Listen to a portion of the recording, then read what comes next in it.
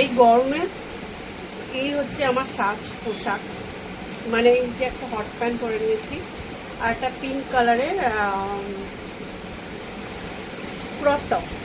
Crop top, এটা black কালারও আছে, দেখো কি সুন্দর খুশি করছে। তো এবার একটুখানি বিকেলবেলা আমি জাস্ট হালকা ফুলকা রেডি হব। একটু রেডি হব বলতে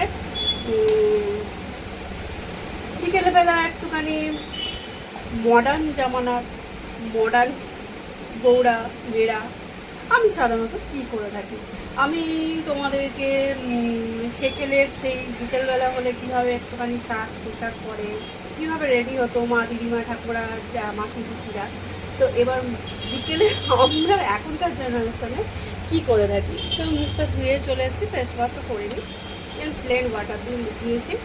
এবার আমি একটুখানি মেখে নেবো জেল। গরমকালে এই জেলটা একটু গাড়ির আওয়াজ, সেই কারখানার, এখানে আমাদের একটা ফার্নিচারের কারখানা আছে সেখানের আওয়াজ, পাখার আওয়াজ, পাখাটা তো বন্ধ করে রাখা যাচ্ছে না, ওগুলো কী করবো বলো। আর যে এই ধোসাওয়ালা এসছে, তার ওই যে তোমাদের পাড়া হয় কি এরকম টুমটুম চাটুতে মারে, তো এইরকম আওয়াজ, এগুলো একটুখানি অ্যাভয়েড করে যাও আর দেখো শুধু আমাকে, ঠিক আছে। আর এই হচ্ছে সাজ সেরকম কিছুই না, বরঞ্চ আগেকারগুলো একটু ডিফিকাল্ট ছিল, এখন আগেকার সাজে সত্যি একটু ডিফিকাল্ট ব্যাপার ছিল, এখন অত ডিফিকাল্ট নেই, কারণ এখন একটু ইজি হয়ে গেছে। একটুখানি জেল মেখে নিলাম বিকেলবেলা, ব্যাস আমি আর কিছু করবো না। তো টোনারটা আমি দিলেও দিতে পারি, এবার টোনারটা একটু শুকিয়ে দিই, টোনার না সরি, ওটা কিন্তু টোনারই, জেল টোনার, জেল বেসিসে। আর আমি যে নেক্সট টোনারটা দেবো এটা কিন্তু ওয়াটার প্রুফ, আর এটা গরমের সময় জাস্ট এক কথায় অসাধারণ, এটুকু বলতে পারি। তো চলো এটা এখন দিচ্ছি। ও ও বেশি দেবো না, একটু কিপ্টের মতো চালাতে হবে, কারণ অত পয়সা নেই, কিনবো কোথা থেকে। আর দেবো একটু সুথল, সুথলটা দেবো এই কারণে, মানে একটুখানি সুগন্ধির জন্যে সুতলটা এই কারণে দেবো আমি। এই জায়গাগুলো একটুখানি এচিং কিচিং হলে ওরম যাতে না হয়, ইচিং তো আমার হচ্ছে, আর গরমে সাধারণত ইচিং হয়েই থাকে, তো এইভাবে আমি একটুখানি সুথল দিয়ে দিলাম। তো এখনকার জেনারেশনের বিকেলে রেডি হওয়া সে একদম সিম্পল, সিম্পল তখন ছিল কিন্তু এখনও আছে, আর জানি না, আমার আমার এখনকার সিম্পলটা এটাই, এই হচ্ছে আমার বিকেলবেলা রেডি হওয়া। ফুল ধরে সেই লেভেল।